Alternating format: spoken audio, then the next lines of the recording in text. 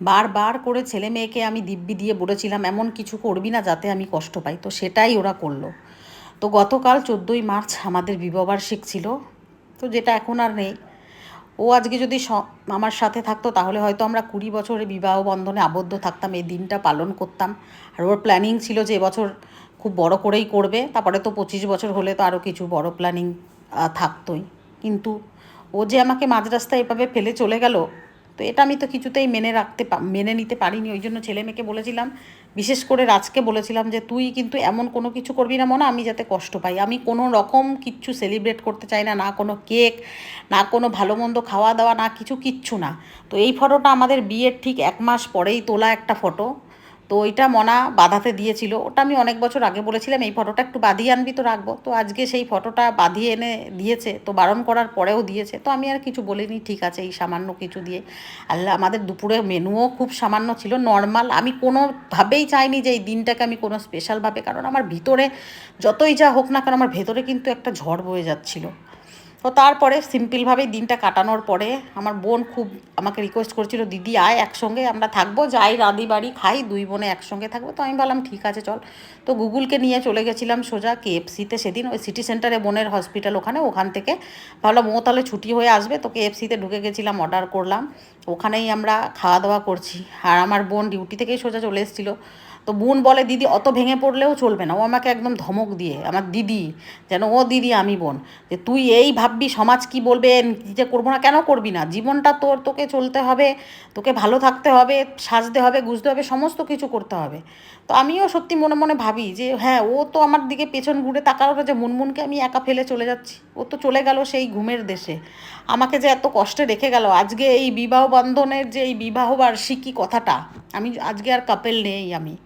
আজকে আমার পরিস্থিতিটা কতটা কষ্টের, কতটা বেদনাদায়ক সেটা আমার থেকে ভালো কেউ বুঝতে পারবে না। আমি চেয়েছিলাম এই দিনটাকে আমি দুস্থদের সঙ্গে কাটাবো, কিন্তু আমার বিশ্বাস করো মনের ভেতরে আমার আর কেমন যে একটা ঝড় উথাল পাতাল চলছিল, যে আমি সেটাও করতে পারিনি। তারপরে যেহেতু সামনে ওর বাৎসরিক আসছে, সেটা নিয়ে আমার মাথায় একটু অন্যরকম প্ল্যানিং আছে, সেটা তো আস্তে আস্তে জানতে পারবে তোমরা।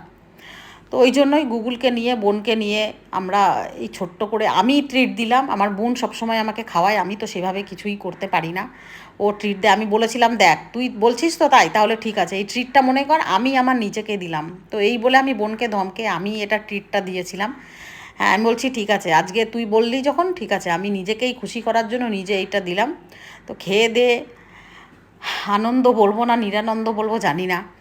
একটা মেয়ের এর থেকে কষ্টের দিন আর কিছু হয় না, যে এরকম একটা দিন প্রথম বছর এইভাবে কাটাতে হবে। তো আমার বোন, হ্যাঁ আমাদের ভেতরে কি মনোমালিন্য হয় না, আমাদের ভেতরেও মনোমালিন্য হয়, অনেক সময় মতবিরোধ হয়, রাগারাগি হয়, মান অভিমান হয়, হয়তো একদিন আধদিন আমরা কথাও বলি না, কিন্তু আমাদের বন্ডিংটা আরও বেশি স্ট্রং। ও আমাকে বোঝে, আমি ওকে বুঝি, ওর ছোট ছোট খুশি আমার বোন কিসে করে। আমার হয়তো সেরকম নেই যে আমি নিজে রোজগার করি না, ও নিজে যেহেতু স্বাবলম্বী, স্ট্যাবলিশ, নিজের ইচ্ছে ভালো মন্দ নিজের শখ আহ্লাদগুলো নিজেই পূরণ করতে পারে। আর আমার বোনের বড়োর সম্পর্কে আর আলাদা করে কি বলবো, তোমরা সবাই ওকে দেখে বুঝে গেছো ও কী ধরনের। ও বারবার মুনমুন তোকে আসতেই হবে আসতেই হবে। তো ওই জন্য গেলাম। আর তেমন আমার বোনের মেয়ে, সেও আমাকে খুব ভালোবাসে, মাম্মাম মাম্মাম করে পাগল। তো ওর জন্য আমি ওই আজকে গুগলকে নিয়ে যখন বেরিয়েছিলাম, তো ওর জন্য ছোটোখাটো কিছু কেনাকাটি বলতে দুজনার জন্য দুটো টপ কিনেছিলাম।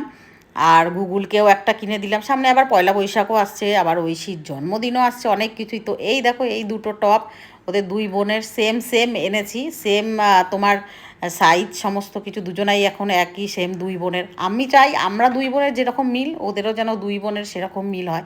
এটা যেন না ভাবে যে না ও আমার মাসির মেন, লাইক যেমন ঠিক মায়ের মানে আর মা মাসি একই জিনিস, তো আমরাও সেরকম আমাদের বন্ডিংটা ওরা দেখবে, তো ওরাও সেভাবেই এগোবে। তো আমার বোনের সঙ্গে আমার সম্পর্কটা গভীর। ও চায় যে ওর দিদিকে কিভাবে ভালো রাখতে পারে।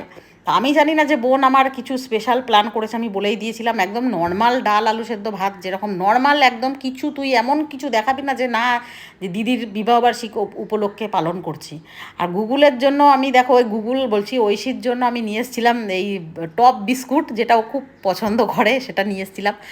তাও আমার বোন তো কথা শোনেইনি, ওই বানিয়ে ফেলেছে একদম চিকেন কষা, ফ্রায়েড রাইস। রাত 11টা পর্যন্ত রান্নাই চলেছে, ডিউটি থেকে এসে পরে আবার দুজনা মিলেই হাতে হাতে করে পড়ে তারপরে এই আমার বোন স্পেশালভাবে আমাকে ট্রিট দিল। তো এই হলো বোন আমার, কি কি বলবো আর, আমাদের বন্ডিংটা আমি সবসময় মানে ভাবি কতটা বোঝে আমাকে ও, আর আমি কতটা ওকে বুঝতে পারছি, সে বুঝি বা ভালোবাসি সেটা হয়তো ও বলতে পারবে ঠিক, আমি সেটা নিজের মুখে বলবো না। তবে হ্যাঁ, চেষ্টা করি যে ওদের জন্য কিছু করতে।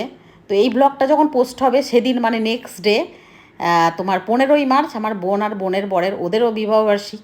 তো হ্যাঁ, ইয়ারটা খালি আলাদা, অন্য ওদের বিয়ে হয়েছিল 2008 এরকম, 7 না 8-এ। তো ওদের জন্য আমি ছোট্ট কিছু প্ল্যান করেছি, তো সেটা আমি পরে নেক্সট ব্লগে দেখাবো তোমাদের। তো এই হলো আমার অভাগা মতন একটা দিন, যেটাকে ভালোভাবে কাটাতে চাইলেও কাটানো যায় না। তো এইভাবে আমার বোন আমাকে সারপ্রাইজ দিল ফ্রায়েড রাইস, আর ওর হাতের এটা নাকি একটা সিগনেচার ডিশ, যেটা সবাই খেয়ে নাম করা, সত্যি অসাধারণ হয়েছিল। খেয়ে পরে মন একদম প্রাণ সবই ভরে গেছিলো। তো যাই হোক, দিনটাকে কাটালাম, শেষ করলাম দিনটাকে এভাবেই। কিন্তু ভগবানকে বলবো, ভগবান আমার সঙ্গে যেটা হয়েছে এটা যেন কারোর সঙ্গেই না হয়, সবাই তাদের বৈবাহিক জীবন একদম সুখে শান্তিতে ভরে উঠুক, এটাই আমার তরফ থেকে তাদের